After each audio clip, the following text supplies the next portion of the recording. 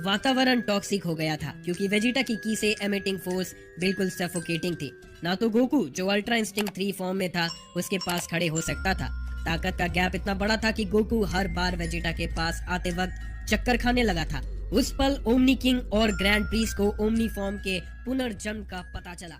उन्होंने तुरंत वेजिटा के विल्ड किए गए की को महसूस किया। सिर्फ ओमनी किंग और ग्रैंड प्रीस्ट ही इस ताकत को पहचान सके क्योंकि उन्हें सिर्फ एक मोटल के पावर्स का पता था जो वेजिटा के बराबर था, और वो मोटल था सोलामा, जो पहला मोटल था जिसे बनाया गया था। लेकिन कैसे? ओमनी किंग ने कहा। उसके चेहरे पर गुस्से का निशान था। मुझे अपनी शक्ति के छोटे छोटे ट्रेसेस उस सेयन से महसूस हो रहे हैं मेरे लॉर्ड, ग्रैंड प्रीस्ट ने कहा। हमारे हाथ में थोड़ा सा समय है। ऐसा लगता है कि जो सील हमारे मिरर डायमेंशन के चारों तरफ लगाया गया था वो किसी तरह से सेयन के लड़ने से करीब आ रहे हैं। वो किसी तरह से सेयन के लड़ने से खराब हो गया है। अब एक छोटी सी क्रैक है जो सील की शक्ति को कम कर रही है। अगर हम इस बात पर जल्दी ध्यान नहीं देंगे तो सील टूट सकता है। ओमनी किंग ने जोलामा को सील किया था, उसके बाद ट्रिलियन साल्स हो गए थे और तब से बहुत से ऐसे खराब एप्पल्स भी बने थे जिसे उसे सील करना पड़ा था। ओमनी किंग को पता था कि कुछ करना पड़ेगा। वो जानता था कि जिन रोटन एप्पल्स को उसने बंद किया वो कितना डिस्ट्रक्शन कर सकते थे। अगर उन्हें भाग जाने दिया तो वो फिर से उन्हें रोक नहीं पाएगा। मुझे बहुत अफसोस है मेरे लॉर्ड, ग्रैंड प्रीस्ट ने कहा। मैं अपनी ड्यूटीज में नाकाम रहा हूँ, इसीलिए मैं किसी भी सजा को स्वीकार करूंगा, चाहे वो मौत ही क्यों ना हो, अगर ये आपकी इच्छा है तो। ओमनी किंग को पता था कि कुछ करना पड़ेगा। लड़ाई ने मुझे इतना आकर्षित कर दिया कि मैं ये देख पाया कि छोटी छोटी एनर्जी की ट्रेसेस इस डायमेंशन में स्वीप हो रही थी। अगर मुझे अंदाजा लगाना हो तो ये कह सकता हूँ कि हम थोड़ी सी आपकी एनर्जी वेजिटा के अंदर महसूस कर रहे हैं, जो उसकी स्पिरिट फिशिंग एबिलिटी की वजह से है। लड़ाई के आखिरी पल में जो एनर्जी मिरर डायमेंशन से भागी थी वो वेजिटा के शरीर में खींच ली गई थी और उसकी एनर्जी से टकरा गई। वेजिटा ने हर रुकावट को पार करने की कोशिश की और सॉन गोकू से आगे निकलने की डिटर्मिनेशन रखी। इस वजह से उसकी खुद की एनर्जी अंधेरी एनर्जी के खिलाफ पुश होने लगी। दोनों शक्तियां मिलकर एक नई रूप बना रही थी जो वेजिटा अब धारण कर चुका था। ये थ्योरी है इस मामले पर। क्या आप इस बात से श्योर हैं? ओमनी किंग ने कहा। अगर ये सच है तो मुझे चाहिए कि आप तुरंत सील को दोबारा लगा दें। ये आपका मौका है मेरे आप पर विश्वास को दोबारा जीतने का। अगर आप सील को बना लेते हैं तभी आपको अपने बच्चों की मौत का गम मनाने का मौका मिलेगा, और जो सेयंस हैं उनसे मैं खुद डील करूंगा आपसे। अब जाओ। बिल्कुल मेरे लॉर्ड, मैं अभी आपका काम शुरू करूंगा। लेकिन मेरे लॉर्ड, गम मनाने की जरूरत नहीं है। उन्होंने मुझे एक पिता के रूप में गर्व महसूस कराया है। एक एंजल का कर्तव्य होता है अपने आप को कुर्बान कर देना आपकी रक्षा के लिए। ऐसी मौत मेरे नजर में गर्व की बात है। बात करने के बाद ग्रैंड प्रीस्ट सीलिंग सेरेमनी शुरू करता है। सेक्टर 446 में ओमनी वेजिटा जन्म ले चुका था। वो शक्तियां जो भूली हुई थी अब जाग चुकी थी। वेजिटा, तुम क्या बन गए हो? गोकू ने पूछा, लेकिन वेजिटा ने कोई प्रतिक्रिया नहीं दी क्योंकि उसे भी नहीं पता था कि ये शक्ति क्या है। अपनी रूह पर कंट्रोल बनाए रखना उसके लिए मुश्किल और थकावट भरा था। उसकी शक्ति तेजी से गिर रही थी और अचानक से वो अपनी ओमनी फॉर्म से बेस फॉर्म में गिर गया। उसका स्टेमिना और ताकत एक ही पल में खत्म हो गया था। लगता है सिर्फ 2 मिनट तक ही मैं उस रूप में रह सकता हूँ। कोई बात नहीं, मैं इस शक्ति को जल्दी अपना बना लूंगा, वेजिटा ने कहा, जो जमीन पर थके हुए लेटे हुए दिख रहा था। लड़ाई आखिरकार खत्म हो गई और उन्होंने जमीन पर वापस जाने का फैसला किया। उनके पास कोई एनर्जी नहीं थी क्योंकि उनकी स्टेमिना और शक्ति कॉर्न के खिलाफ लड़ाई में खत्म हो गई थी। लेकिन जाने से पहले गोकू को याद आया कि उसका स्टाफ लीकर के प्लेनेट पर रह गया था। क्या हुआ? गोहान ने पूछा। थोड़ा सा प्रॉब्लम है। मैं अपना स्टाफ लेकर के प्लेनेट पर भूल गया हूँ और मुझे नहीं पता कि इसे कैसे वापस लाऊं, गोकू ने कहा। बेवकूफ, क्या तुम्हें समझ नहीं आता? वेजिटा ने चीख कर कहा। उसे समन करने की कोशिश करो। क्या तुम नहीं सुन रहे थे? मैंने तुम्हें कहा था कि स्टाफ अब तुम्हारी खुद की शक्ति का एक्सटेंशन है। अगर तुम्हें इसकी जरूरत है तो ये मल्टीवर्स में कहीं भी तुम्हें ढूंढ लेगी। क्या तुम श्योर हो वेजिटा? ठीक है, शायद कोशिश करने में कोई हर्ज नहीं है, गोकू ने कहा, थोड़ा परेशान होते हुए। ओ स्टाफ जो मुझे दिया गया, मैं तुम्हें समन करता हूँ। अब मेरे सामने आओ। अचानक आंख झपकते ही स्टाफ वापस आ गया। गोकू हैरान था क्योंकि उसने सोचा नहीं था कि ये सच में काम करेगा। केकरॉट, मुझे अब घर ले चलो, वेजिटा ने कहा। इसी के साथ गोकू ने स्टाफ उठाया और अर्थ के लिए रास्ता तय किया। कुछ ही मिनट्स में 4 सेयन कामी के लुकआउट पर पहुंच गए। कामी को सेयन्स की आगमन की खबर सुनकर हैरानी हुई। सेयन्स बहुत से जख्मों से कवर्ड थे जो वेजिटा के समझ से बहुत ज्यादा था। बस खड़े मत रहो, जाके हमें सेंजू बीन्स ला दो, वेजिटा ने बोला। डंडे ने बिना टाइम वेस्ट किए उसने सैयंस को एक बैग दिया जिसमें संजू बीन्स थी जो उन्होंने खाई। ये ट्राई करो, गोकू ने कहा। ये संजू बीन है और इसे खाने के बाद तुम्हारा एनर्जी और स्ट्रेंथ बिल्कुल रिस्टोर हो जाएगा। ब्रॉली थोड़ा सस्पिशियस था बीन्स को लेकर, लेकिन उसने अपने कॉमरेड को पूछने का नहीं सोचा क्योंकि अब उसने अपना पूरा ट्रस्ट कर लिया था। बीन्स खाने के बाद सैयंस की पावर काफी बढ़ गई थी और जो ज़ेंकाई बूस्ट उन्हें मिला था वो काफी डराने वाला था। उनकी की सैयंस के पावर से बाहर निकल रही थी। वेजिटा ने कहा, अब मैं फाइनली तुमसे ज्यादा पावर अचीव कर चुका हूँ कैकरॉट। मैं इसे पूरी तरह से कंट्रोल नहीं कर पाता, पर मुझे पता है कि ट्रेनिंग के साथ ये मुमकिन है।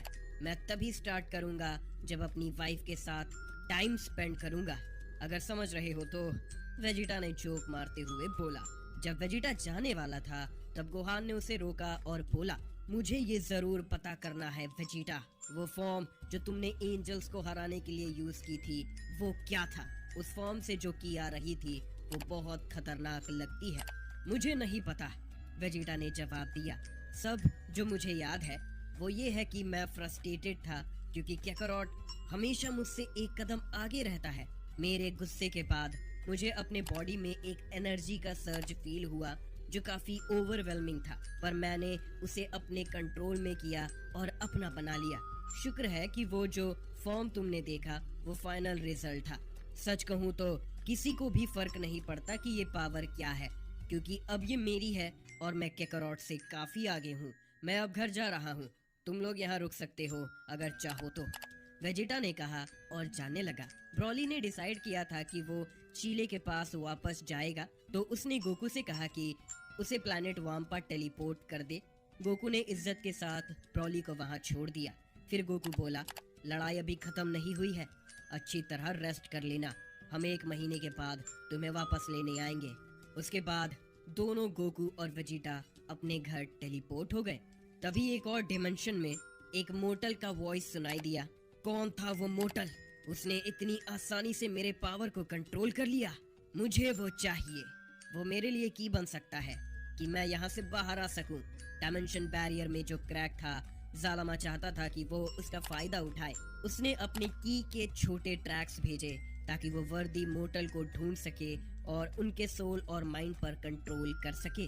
जब उसका पहला स्टेप कंप्लीट हो गया तब सेकंड स्टेप था उस मोटल की पावर का यूज करके वो सील तोड़ना जो मल्टीवर्स बैरियर पर लगा हुआ था, जो उसके एस्केप को रोक रहा था। पर जब सालमा को ये रियलाइज हुआ कि उसका प्लान फेल हो गया तो वो गुस्सा हो गया। ये मोटल कितना स्ट्रॉन्ग है, उसने बोला। मेरी एनर्जी का बस एक छोटा सा हिस्सा था, लेकिन फिर भी ये मोटल, उसके लिए ये ज्यादा होना चाहिए था, और फिर भी उस मोटल ने किसी तरह से इसे पूरा कंट्रोल कर लिया। अब वो इसे अपनी तरह यूज कर रहा है जैसे ये उसका अपना हो।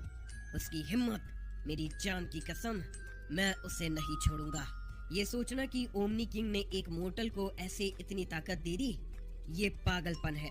हमारे बैटल के बाद और जो दूसरी लड़ाई हुई थी, कोई सोचता है कि प्रिवेंटिव मेजर्स लगा दिए जाएं ताकि ऐसी चीजें दोबारा ना हो। वो हमेशा इतने कॉकी रहता था, इसीलिए मैं उससे इतना नफरत करता हूँ। एक दिन मैं उस तख्त पे कॉन्फिडेंटली बैठा होऊंगा और उसका सर मेरे फुटस्टोल की तरह होगा। बस कुछ सेकंड्स बाद सालमा को लगा कि सील हर सेकंड के साथ ज्यादा स्ट्रॉन्ग हो रहा था। कुछ ही मिनट्स में सील बिल्कुल रीस्टोर हो गया और एक्चुअली पहले से भी ज्यादा स्ट्रॉन्ग हो गया था। ग्रैंड प्रीस्ट ने उस सील को उसकी पुरानी ग्लोरी से भी ज्यादा मजबूत बना दिया था। ये दाशिंकेन, वो एंजल हमेशा मेरी जान का दर्द बन गया था, लेकिन भरोसा करो मैं यहाँ से बाहर आऊंगा और उस दिन तुम दोनों की लाइफ मेरी पहली टारगेट होगी, सालमा ने गुस्सा दिखाते हुए बोला। वहीं हमारी कहानी कंटिन्यू होती है जहाँ ओमनी किंग अपने थ्रोन पर कंफर्टेबली बैठा होता है। बाहर से वो ऐसे दिखाता है जैसे करंट सिचुएशन कोई बड़ी बात नहीं है, लेकिन अंदर से वो पूरी तरह से रेज में था। सिर्फ ग्रैंड प्रीस्ट को ये पता था, क्योंकि वो ओमनी किंग के साथ तब से था जब से दुनिया की शुरुआत हुई थी। उसने ओमनी किंग का मर्डरस की फील किया जो पूरे पैलेस में फैल रही थी। ओमनी किंग को थोड़ा काम करने की कोशिश करते हुए ग्रैंड प्रीस्ट ने कहा, माय लॉर्ड, सैयंस के मामले में क्या आप कोई फैसला ले रहे हैं? आपको बस शब्दों का इजहार करना है और ये सब हो जाएगा। ओमनी किंग अपने ख्यालों में खो गया था, इसीलिए ग्रैंड प्रीस की बातें सुनाई नहीं दी। उसका मन अभी भी उलझन में था। ऐसा कुछ नहीं हुआ था तब से जब से मैंने जालमा के साथ लड़ाई की थी। ओमनी किंग ने सोचा, कैसे ये सब मेरे नजर में हो गया? ये गोकू, क्या मैं उस पर ज्यादा भरोसा कर गया था? मैं समझता हूँ उसकी फ्रस्ट्रेशन को, पर जो उसने किया उसका कोई जस्टिफिकेशन नहीं हो सकता। उसने अपनी पर्सनल नफरत की वजह से पूरे मल्टीवर्स को खतरे में डाल दिया। मैं तुमसे सिंपैथाइज नहीं कर सकता सन गोकू। मैं सबका असली रूलर हूँ। लगता है मैंने तुम्हें ज्यादा रिलैक्स होने दिया, जैसे एक राजा अपने सब्जेक्ट्स को नहीं कमांड करता। अब वक्त आ गया है कि मैं तुम मोर्टल्स को दिखा दूं कि सब कोई मुझसे क्यों इतना डरते हैं। सेयंस के एक्शन ने ओमनी किंग को गुस्सा कर दिया था।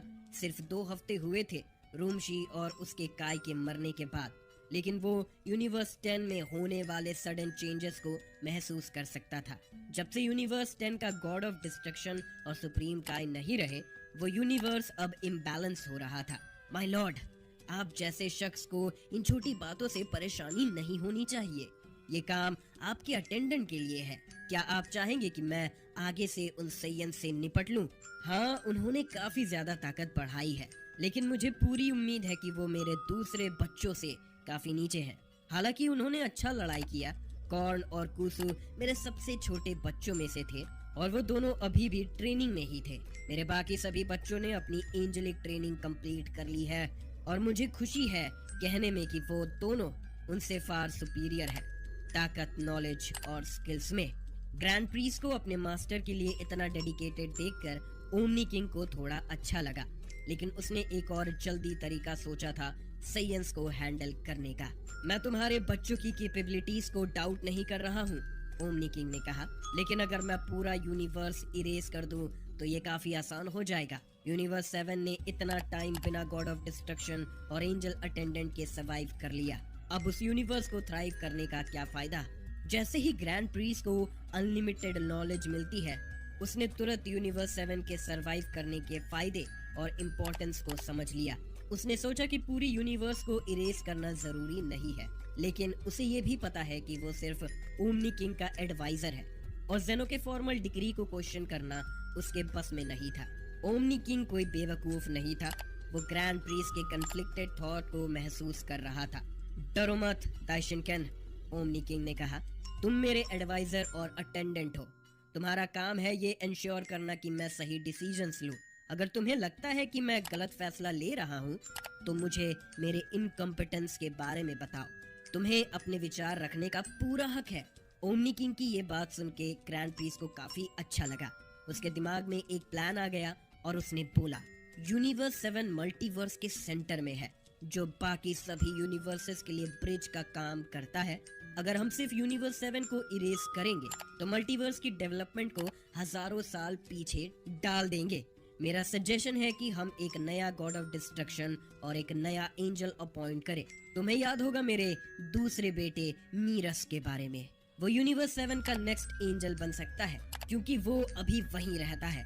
और गॉड ऑफ डिस्ट्रक्शन के लिए मैं सजेस्ट करता हूँ कि फ्रीजा, माय लॉर्ड, हम उसे बना सकते हैं। उसने टूर्नामेंट ऑफ पावर में काफी ग्रेट स्ट्रेंथ दिखाई थी और प्रॉपर ट्रेनिंग के साथ वो जल्दी उस पोजीशन के लिए रेडी हो सकता है। ये बस मेरा सजेशन है माय लॉर्ड, लेकिन अगर आपको ये पसंद नहीं आए तो मैं आपके फैसले में इंटरफेरेंस नहीं करूंगा। ये कोई प्रॉब्लम नहीं है, ओमनी किंग ने कहा। आखिरकार तुम्हें मैंने ही अपॉइंट किया था। तुम्हारा ये प्लान मुझे काफी इंटरेस्टिंग लग रहा है और ये मेरे से ज्यादा सोचा समझा हुआ सजेशन है।